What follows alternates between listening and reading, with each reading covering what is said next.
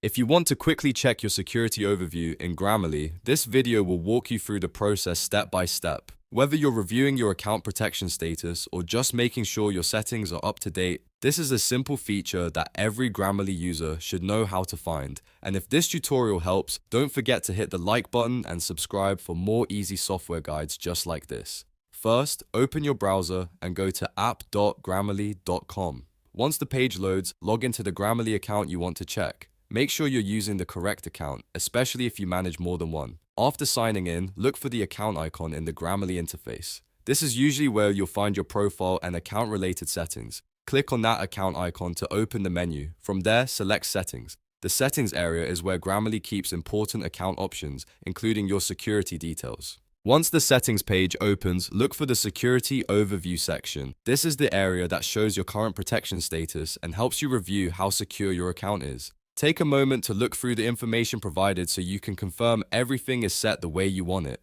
If you're checking this for troubleshooting, account safety, or just general peace of mind, this page is the one you need. It's also a good habit to review your security overview from time to time, especially if you've recently changed devices, passwords, or account access. That way you can stay on top of your account safety and catch anything unusual early. The process is really straightforward once you know where to look. Log in, open the account icon, go into settings, and then view the security overview. That's all there is to it. I hope this tutorial made it easy to find the security overview in Grammarly without any confusion. If it did, please give this video a like, subscribe for more tutorials, and let me know in the comments what software you want to learn next. Thanks for watching, and I'll see you in the next one.